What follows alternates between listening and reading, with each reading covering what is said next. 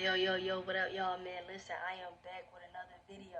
Now, listen, I sent out a survey the other day asking people, was it more important to get a car or was it more important to purchase or rent a home, right?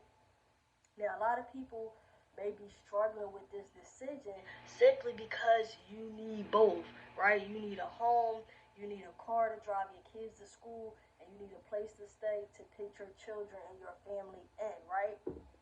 So I thought that I would touch on this topic because it's super important for us to understand the difference and also for us to understand how our buying decisions will affect either choice that we make, right? Now, first, I definitely want to start off by saying that it is totally unique. It is totally personalized, meaning that everyone's unique situation may cause for a different circumstance, right? So first, let's talk about purchasing a car. When we are considering purchasing a car, we're going to consider three different things, right? We're going to consider one, are we purchasing that car with cash? Are we financing that car? Are we leasing the car, right? These are super important things because if we are purchasing that car cash, then you may not need your credit. You will not need your credit. If you are purchasing that car cash, you will not need to finance, meaning you will not need the bank money. And if you are leasing that car, you are not consuming total ownership of that vehicle. Why is that important? Because when we're looking to purchase a home, one of the factors besides your credit, besides your income, that is considered is your debt to income ratio. Now, a lot of people make this mistake where they're interested in buying a home and they make a big purchase. They make a big ticket item, which could be purchasing a car. If you purchase, let's say, for example, a $20,000 car, right before you are looking to purchase a home, it can tremendously affect your debt to income ratio. So this is super important for us to understand. Now, if you ask me, if I was in that situation and I need a home for my family to live in, then I am going to consider getting the home first and then save up for a vehicle. Remember, your debt to income ratio focuses on how much debt you currently have, also including that new debt, which would be a mortgage, holding a mortgage note, or if you finance a car, now you are getting a car loan and you will have a car note. If you purchase a car cash, maybe you got to consider, am I taking away from my savings in order to purchase this vehicle, right? Now, if we are leasing a property, you may be in a situation financially where you're able to afford both. Hey, I have my 3 months rent, I have my first, last security, and I also have the money to purchase a vehicle cash. Now, I've done this in another video where you can always purchase a used car, right? You do not have to necessarily just finance a car and try to keep up with the Joneses and pay attention to what everyone else is doing. It is okay to purchase a reliable used vehicle with cash only, right? When we're considering financing a vehicle, we have to consider we're being charged monthly. We have to consider how much that vehicle is costing us and if we can afford that vehicle. Because one thing that's super important, whether you're financing a car or whether you're getting a house, is just because on paper, right? Meaning when you go to the lender, just because on paper it's saying, hey, yes, you can afford this car, consider all of your expenses.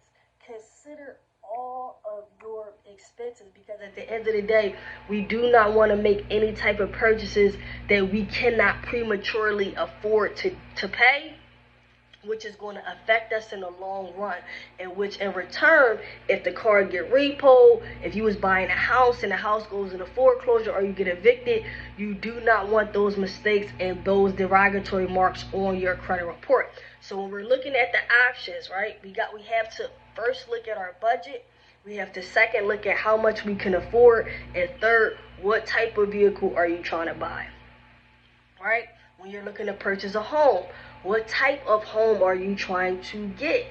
Right? How much can you afford? How much would that mortgage be? These will be all of the things that the mortgage lender will review with you, right? The mortgage lender is going to review all of the finances, but it's also important for you to do your due diligence in the meantime and look at it on paper yourself, because you truly are going to understand and know how much you can afford based on what you have to pay, right? Like I said, when you're leasing a property, we need first, last security. When you're getting a mortgage, this property is yours. So all responsibilities are you, right? When you are getting a car, even if you are financing that car, all of the responsibilities are yours. If you are leasing a car, you want to consider the terms. How long are you leasing a car for? How much do you have to lease this vehicle for?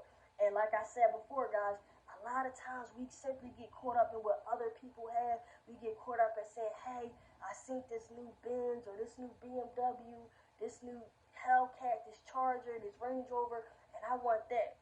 But sometimes it is a smarter decision for us to wait, save, make sure that our finances are in order before we make that purchase. Now, another thing to consider with both real estate and a car, can I use either one of these purchases to make more money, right? You may be getting into real estate and say, hey, I'm an investor into real estate and I plan on leasing out the property. Now you can create additional streams of income. You may get a car and you may lease out the car. You may do Uber or Lyft or DoorDash with that vehicle that can help you make money. So we want to consider all of these factors because both of these things are going to cost us money at the end of the day. So when we're making that decision, always weigh your pros, always weigh your cons, and consider what is the best purchasing strategy for me, what makes the most sense to me, and how much I can afford, right? Another thing I want to touch on when it comes to vehicles is, say if you have pretty good credit and you are already pre-approved. You may be pre-approved for $20,000 to purchase a car. You go to the car dealership. Of course, what are they going to try to show you? A bunch of cars that's $20,000, but you do not necessarily have to get a car that is $20,000.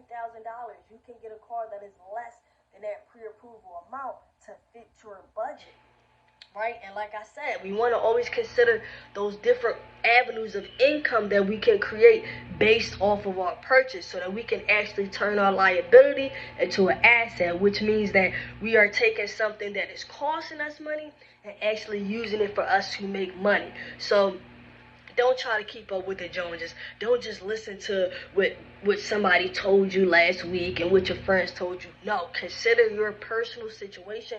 What is more important to you? What is more urgent that you may need? And make your decision-making factor based off of that. Create a budget so you can understand. And lastly, if your bills or your income or your finances has recently changed, meaning they have recently increased or they have recently decreased, consider those factors because you do not want to dig yourself a hole that is difficult for you to get out of when you could have prevented that from taking place in the first place, right?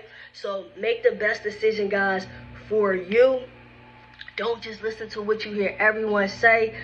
And make sure that you consider your options, consider your finances, and that you are pretty much doing your due diligence. You don't have to buy the first car. You don't have to buy the first house. You don't have to buy the biggest house. You just need something that is comfortable, something that fits your needs, and something that you can utilize to your benefit. Peace out.